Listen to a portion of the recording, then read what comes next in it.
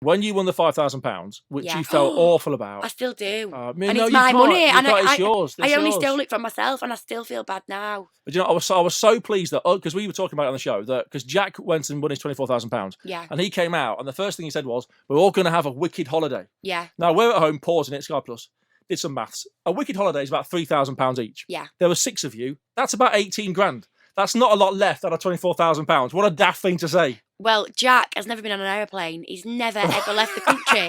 So a wicked holiday to Jack is we're all going to Margate and we're staying in a caravan. Now, to the rest of us, three grand each. That's a good caravan. That is a good caravan. So an holiday for Jack is we're all going to Margate, and that's absolutely fine with all of us. We've all said we're going to go to Newquay. Actually, there's some kind of Fistula Beach, surfs up, dude. Yes, yeah, it's some surfboarding festival. Because everyone else was southern. So they've all been to Margate and Newquay, and so I can't wait to go down there and see what they all get up to on their holidays. Is there anybody who you were with, especially towards the end, where you kind of thought, I'm quite keen to not see you again? I wouldn't mind if our paths never crossed ever. All the boys in the final, so the 6 boys that were left with me, they were fine. I love them all. Yeah. We stay up chatting till like 4 or 5 o'clock in the morning on WhatsApp in a group chat. We will be friends for life. I think the only 2 people that I'm probably not going to be pally with, I'm not friends with, but it's Simon and Mark.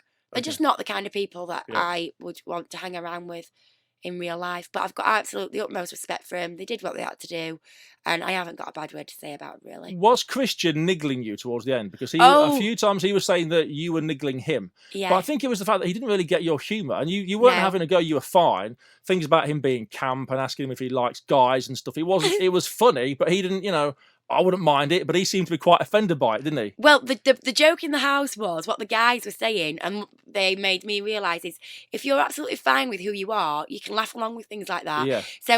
So I don't know if Christian's had that banter before with a girl, and he was getting a little bit upset about it, but I didn't realise because he was complaining about it in the diary room.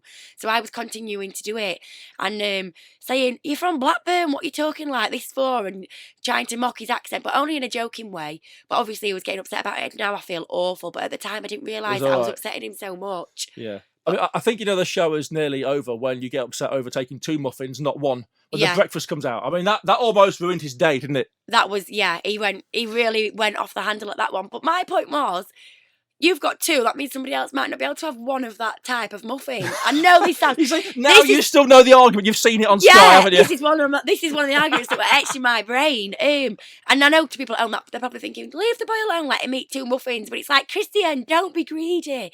Because I see it just as if I was telling them all off. Because I live with 3 boys. Yeah.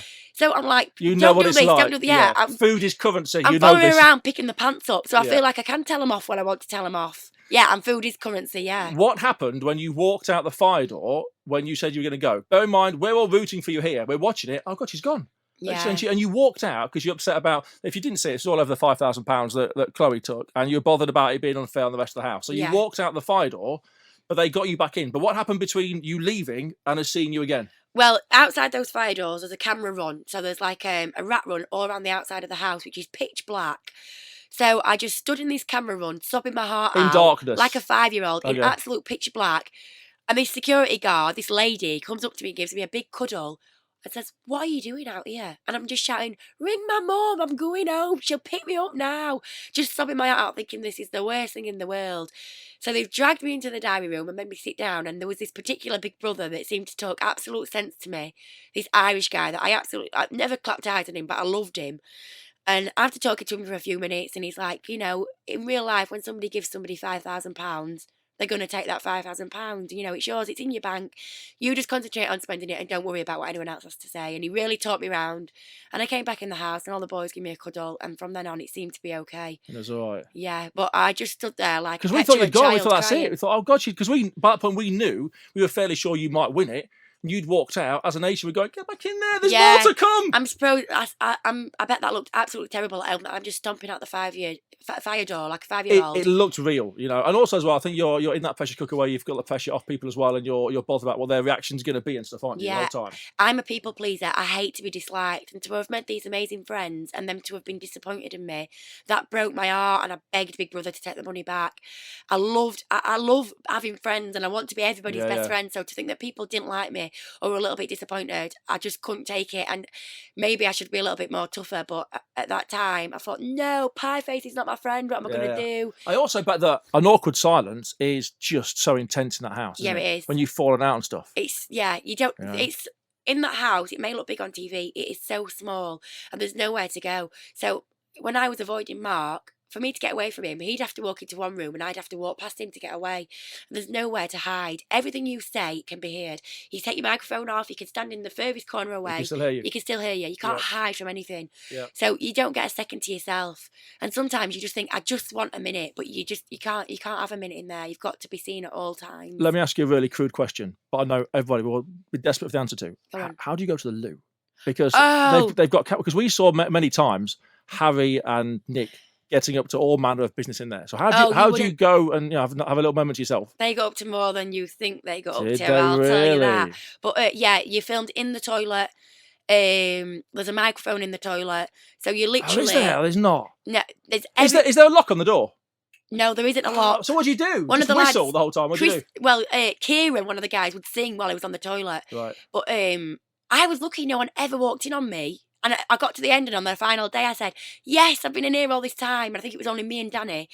But I used to always be I walk into doors at home. I nearly take doors off of hinges. I just put my full weight into it. So I've come flying indoors, and the lads are like, whoa, what are you doing? And I'm practically on floor. I've charged in that heavy. Yeah. But you'd always hear people shouting, whoa, and you knew someone had walked into the toilet. But we've come out and Christine said he keeps going to places and knocking on toilet doors. Just because you'd be like... It's like a new habit everywhere he goes. Yeah. Whether he needs to go or not, he's just knocking on toilet doors. Yeah, he's knocking on... And Jack had a thing where he took his hat in the door handle. He'd leave it there for 3 days and no one would go in that toilet because we all thought Jack was in there. That's a good idea, I like that. Yeah, but he'd leave it there for days, so we'd all think that toilet were out of bounds and no one would go in there for hours on end because we all thought Jack was in there and he wasn't. You see, as a dad of 2 kids, toilet time is your only quiet time. It's nice to take your time in there. I'm sorry to lower the tone, but it is. But in there, you got to get on with it and get out, haven't you? No, yeah, you're really rushing it, and you're thinking, you're listening out for footsteps coming, and paranoid. Yeah, you're paranoid. Yeah. Do you ever now forget you're in real life and mistake your life now for the Big Brother house? You have to have a microphone at all times, and in the morning you have to change your batteries on your microphone. And every morning since I've been out, I've got up and I've got a little necklace on, and I think it's my microphone. I keep going to take my microphone off and change my batteries. That's like proper Truman Show stuff. Yeah, it is. I've never seen the Truman Show, but in there we talk about it all the time, and I feel like I've seen it now.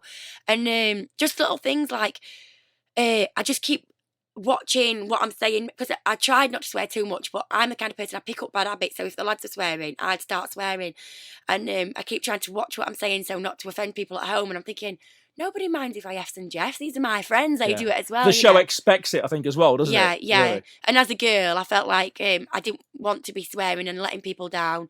Even though other people were doing it, I didn't want to upset my mum and stuff. But I did jump on the swearing bandwagon, and I'm trying now to get off that habit and not swear as much. Have you watched them back yet? Because your mum told us that she'd recorded every single one. Yeah, which we couldn't believe. She was saying that her Sky Plus is down to like 7% because she's recorded every single episode. She's so embarrassing. Before I went in, we were getting served next at Little Road, and she's like, please tell them where you're going. And I'm like, Mum, shut up. Yeah, you can't. But I've watched some random ones. I've just flicked through, gone to the middle and watched one where we did a rave. And I'm saying to them all, no one's got any idea, but I'm like, this is like we're at Doncaster Warehouse, the rave in Bentley. And they're all probably thinking, what's that? But I absolutely loved it. And just watching random ones and thinking, oh, I'm not that fat, am I? Or I didn't look like that. Or I didn't say that, did I? It's so strange. The faces I pulled, I thought, I don't know if they got them from someone would say something that never bothered me in the slightest, but somehow they'd get me screwing my face up. And I thought, no, I never felt like that. But it's just how things were portrayed on the show.